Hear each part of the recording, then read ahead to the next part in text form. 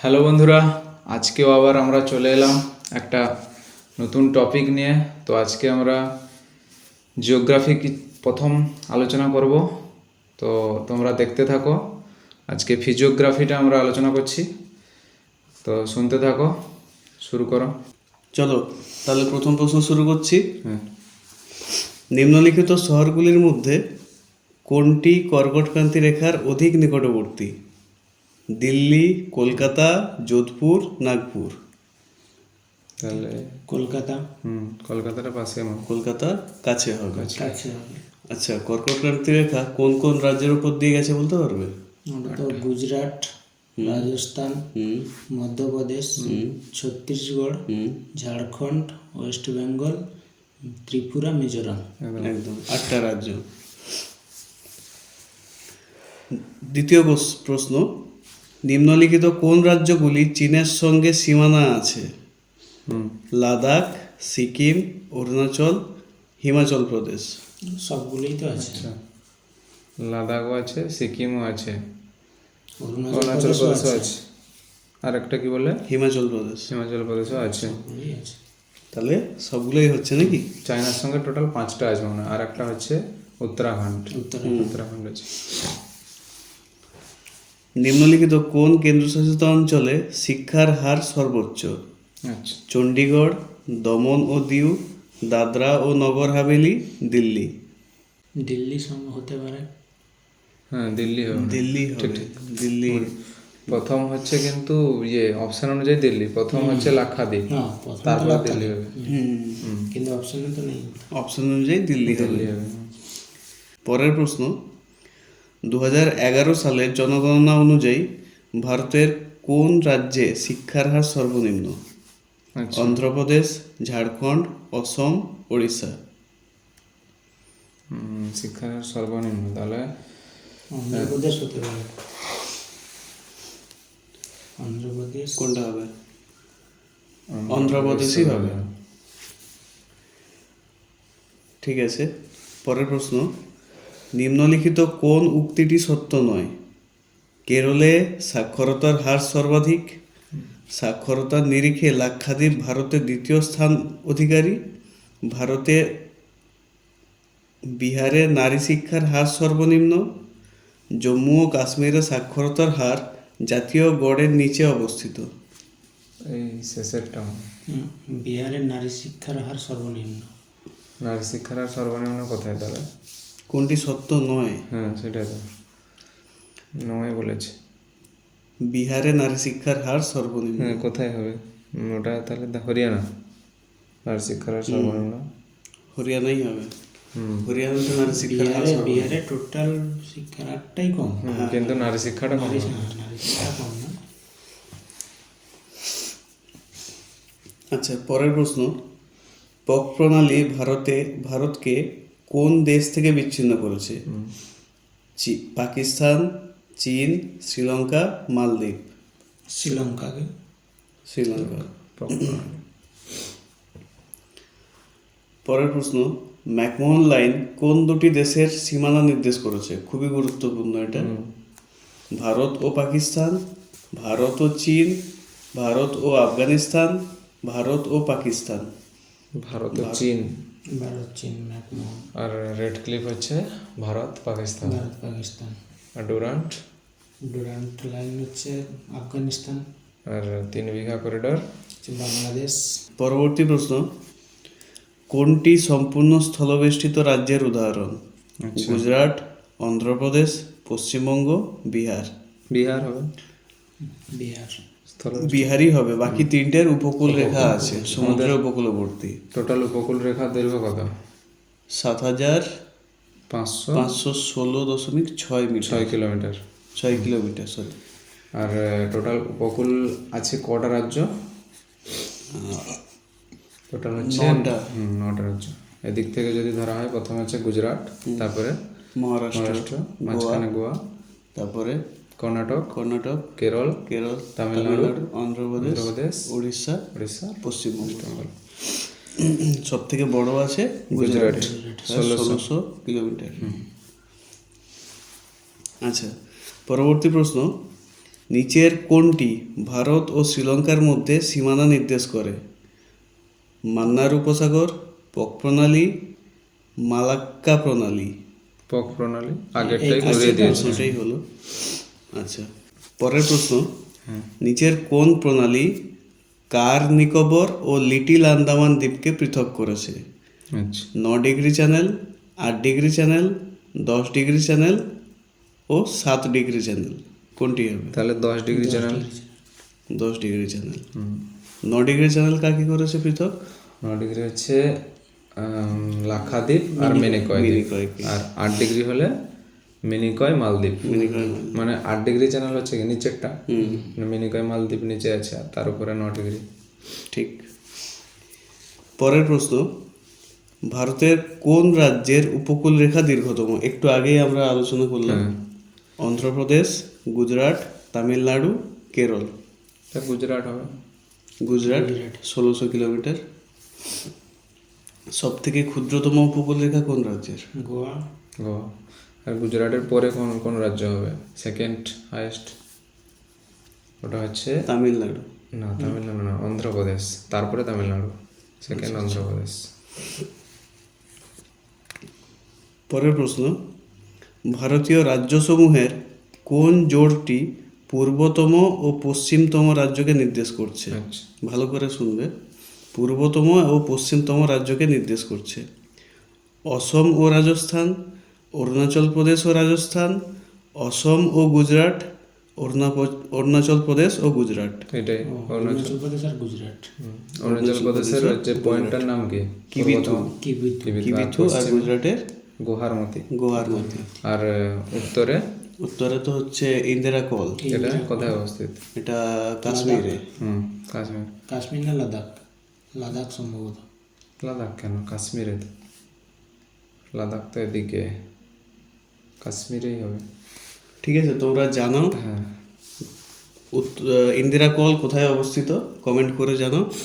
আর দক্ষিণতম বিন্দু হচ্ছে ওটা আমাদের যদি মেন ল্যান্ড ধরা হয় তাহলে হবে কন্যাকুমারী। মূল ভূখণ্ডের মধ্যে হলে কন্যাকুমারী। মানে আর যদি দক্ষিণ বলা হয়, দক্ষিণ একদম বিন্দু, দক্ষিণ তাহলে বিন্দু হয় তাহলে Indira call, Indira point. Indira point, sorry. এটা আরেকটা নাম হচ্ছে পিগম্যালিয়ান পয়েন্ট। আর কন্যাকুমারীর আর একটা নাম হচ্ছে কেপ কামারিন। পরের প্রশ্ন, 2011 সালের জনগণনা অনুযায়ী ভারতের সাক্ষরতার হার কত? 64.83%, 65.64%, 74.04%, 82.14%। 74.04। 74.04%। আবার একটা গুরুত্বপূর্ণ প্রশ্ন, 2011 সালের জনগণনা অনুযায়ী ভারতের কোন রাজ্যে লিঙ্গানুপাত সর্বনিম্ন? পাঞ্জাব, হরিয়ানা, সিকিম, বিহার। লিঙ্গানুপাত সর্বনিম্ন হলে বিহার। বিহার হবে, আমার তো মনে হয় হরিয়ানা। লিঙ্গানুপাত হরিয়ানা, হরিয়ানা হতে পারে। নারী শিক্ষার হারও সেখানে কম আর লিঙ্গানুপাতটাও কম। আচ্ছা, পরের প্রশ্ন, নিচের কোন দ্বীপপুঞ্জ দুটি 10 ডিগ্রি চ্যানেল দ্বারা পরস্পরকে পৃথক করেছে? আন্দামান ও নিকোবর, নিকোবর ও সুমাত্রা, মালদ্বীপ ও লাক্ষাদ্বীপ, সুমাত্রা ও জাভা। আন্দামান ও নিকোবর। আন্দামান ও নিকোবর। পরের প্রশ্ন, 2001 সালের সেন্সাসে মধ্যপ্রদেশ রাজ্যকে দ্বিখণ্ডিত করে সৃষ্টি হয়েছে নর্মদা উপত্যকা ও ছত্তিশগড়, মধ্যপ্রদেশ ও নর্মদা উপত্যকা, মধ্যপ্রদেশ ও ছত্তিশগড়, মধ্যপ্রদেশ ও বিদর্ভ। মধ্যপ্রদেশ ও ছত্তিশগড়। মধ্যপ্রদেশ ও ছত্তিশগড়। ভারতীয় সময় IST গণনা করা হয় এলাহাবাদে অবস্থিত 82°30' পূর্ব দ্রাঘিমা রেখা অনুযায়ী, দিল্লিতে অবস্থিত 82°30' পূর্ব দ্রাঘিমা রেখা অনুযায়ী, কলকাতায় অবস্থিত 88°30' পূর্ব দ্রাঘিমা রেখা অনুযায়ী, নাসিকে অবস্থিত 84°30' পূর্ব দ্রাঘিমা রেখা অনুযায়ী।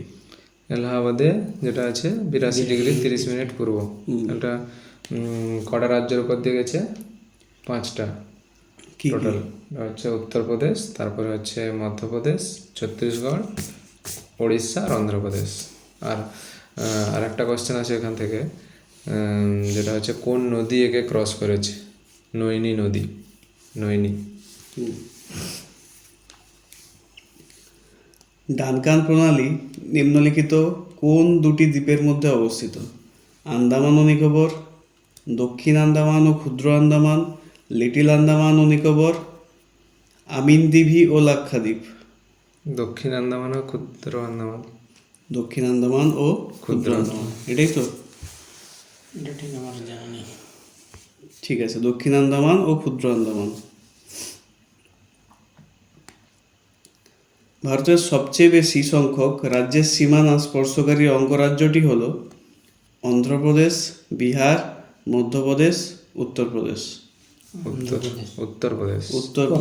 উত্তরপ্রদেশ হচ্ছে 9টা রাজ্য, না 9টা না 8টা রাজ্য, একটা কেন্দ্রশাসিত অঞ্চল, দিল্লি আছে।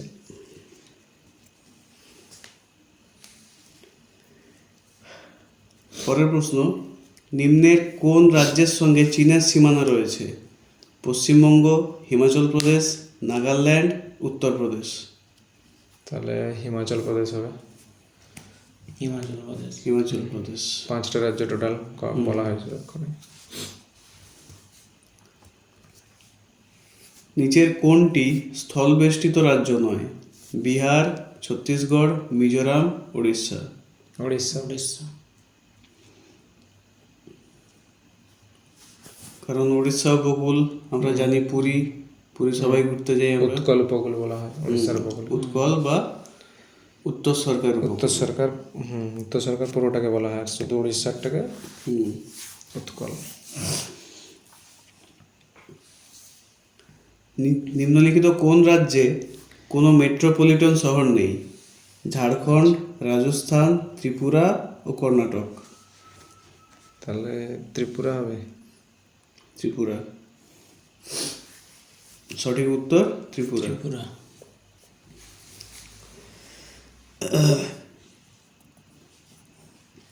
নিম্নলিখিত কোন শহরটি ভারতের পশ্চিমতম দ্রাঘিমারেখার উপর অবস্থিত?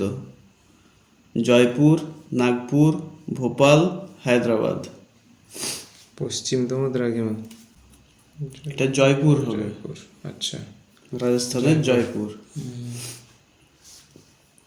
নিম্নলিখিত কোন দেশটি আন্দামানের নিকটতম?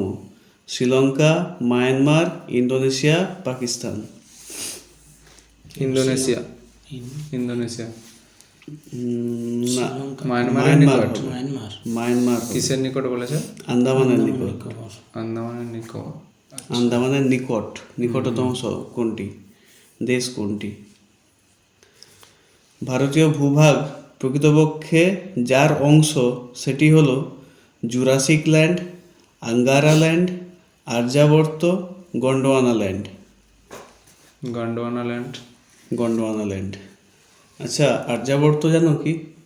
না। আমাদেরই ভারতবর্ষেরই আরেকটা নাম আর্যাবর্ত, যেটা আগে ছিল।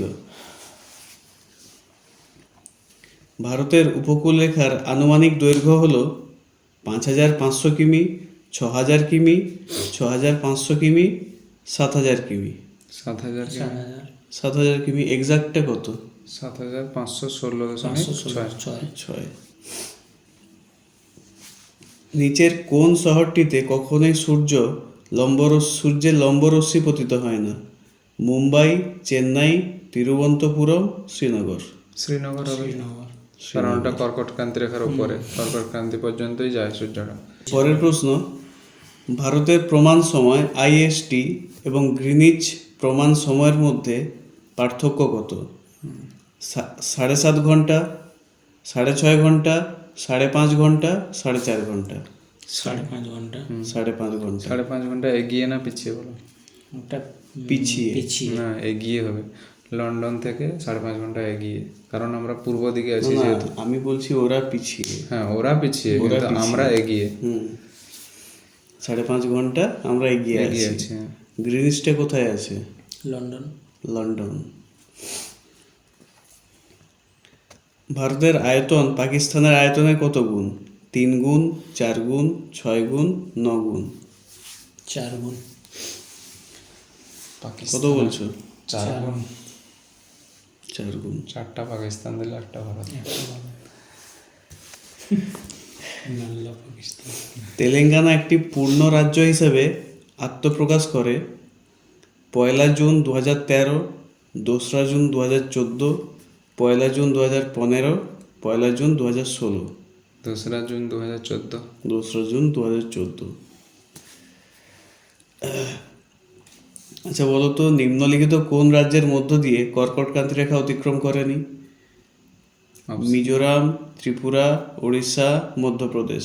উড়িষ্যা। ওড়িশা। উড়িষ্যা। পরের প্রশ্ন, পৃথিবীর মোট স্থলভাগের অংশ হিসেবে ভারতের ভাগ হল 2.4%, 2.8%, 3.2%, 3.6%। 2.4। 4। 2.4%। ওটা 2.42 পর্যন্ত। 4.2, কিন্তু এখানে 2.4 দিয়েছে। শিলং মালভূমি মেঘালয় নামে পরিচিত কোন ব্যক্তি এই নামকরণ করেন? OHK Spate, SP Chatterjee, DN Wadia, RL Singh. SP Chatterjee. SP Chatterjee. Chatterjee. আর পুরো নামটা কি? কি বলতো, জানা নেই। আমারও জানা নেই। কমেন্ট করে জানাও সবাই। সতীশ ধাওয়ান মহাকাশ কেন্দ্র 13 ডিগ্রি উত্তর অক্ষাংশে অবস্থিত ড্যাশ স্থানে? চেন্নাই, শ্রীহরিকোটা, ট্রম্বে, চাঁদিপুর। শ্রীহরিকোটা। শ্রীহরিকোটা। ইসরোর উৎক্ষেপণ কেন্দ্র যেটা। ইসরো কত সালে প্রতিষ্ঠা? ইসরো তো 69। 1969। 15ই আগস্ট। ঠিক আছে, আজকে তাহলে এই পর্যন্ত। হ্যাঁ। তো বন্ধুদের, তোমাদের জন্য একটি হোমওয়ার্ক থাকছে। কোন রাজ্যকে ভারতের হৃদয় বলা হয়? মধ্যপ্রদেশ, হরিয়ানা, পশ্চিমবঙ্গ, জম্মু কাশ্মীর। তোমরা সকলে কমেন্ট করে জানাও সঠিক উত্তর কী হবে। আজকে তাহলে এই পর্যন্ত, আমাদের ভিডিও এখানেই শেষ করছি। পরবর্তী নেক্সট ভিডিওতে আবার দেখা হচ্ছে। তোমরা কমেন্ট করে জানাও কেমন ভিডিও চাও, সেরকম ভিডিও আমরা নিয়ে আসবো। এবং তোমরাও সঙ্গে প্র্যাকটিস করো এবং সাপোর্ট করতে থাকো। আর ভিডিওগুলো তোমরা বন্ধুদের সঙ্গে শেয়ার করো। তো আজকে এই পর্যন্ত। Thank you. Thank you. Thank you.